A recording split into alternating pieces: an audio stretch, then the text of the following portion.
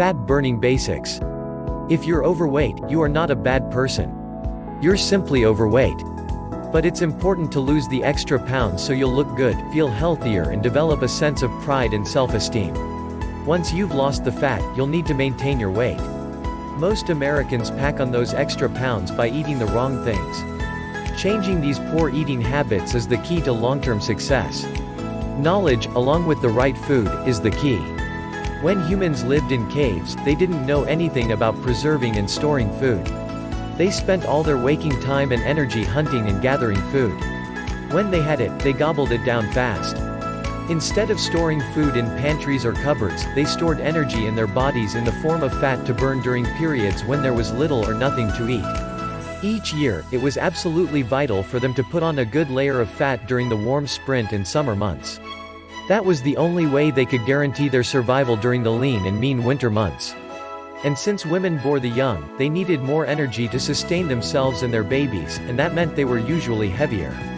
Even though we no longer live in caves, we have inherited and maintained this basic mechanism for fat storage from our hunting and gathering ancestors. Each one of us is born with a certain number of fat cells. How many of these fat cells you possess depends on genetics. If you have a lot of fat cells, maybe your ancestors were the biggest people in the tribe, which was a good thing because they had the best chances of survival. To guarantee a lifetime of weight control success, you have to change the type of foods you eat so that you ingest less fat and still get the vitamins, minerals, trace elements, protein, fat and carbohydrates your body needs to thrive. Extremely low-calorie diets may help you shed pounds quickly, but they'll lead to failure in the long run. That's because humans are genetically protected against starvation. During food shortages, our bodies slow down our metabolisms and burn less energy so we can stay alive. A part of our brain called the hypothalamus keeps us on an even weight by creating a set point. That's the weight where we feel comfortable. The hypothalamus determines this point based on the level of consumption it's used to. It seeks to keep our weight constant, even if that point is over what it should be. When we drastically cut back our food intake, the brain thinks the body is starving, and in an effort to preserve life, it slows the metabolism. Soon the pounds stop coming off.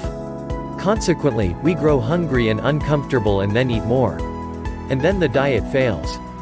How can you compensate for this metabolic slowdown? The answer is that you have to change the nutritional composition of the foods you eat. You will have to cut down on total calories, that's absolutely basic to weight loss. More important, however, is reducing the percentage of total calories you are getting from fat. That's how you'll avoid starvation panic in your system. At the same time, you reduce the amount of fat in your food, replacing it with safe, low-calorie, nutrient-rich plant foods. This will convince your brain that your body is getting all the nutrition it needs. In fact, you'll be able to eat more food and feel more satisfied while consuming fewer calories and fats. Plant foods break down slowly in your stomach, making you feel full longer, and they are rich in vitamins, minerals, trace elements, carbohydrates and protein for energy and muscle building. This allows your body to burn off its excess stored fat. You can never get rid of fat cells, but, unfortunately, you can add to them. Depending upon what you eat, your body will manufacture new fat cells. And like those you were born with, they never go away. That doesn't mean you're doomed to be fat once you put on extra pounds. It is possible to shrink fat cells. That's what happens when you lose weight. You burn up the fat stored in those big fat cells. Think of them as balloons.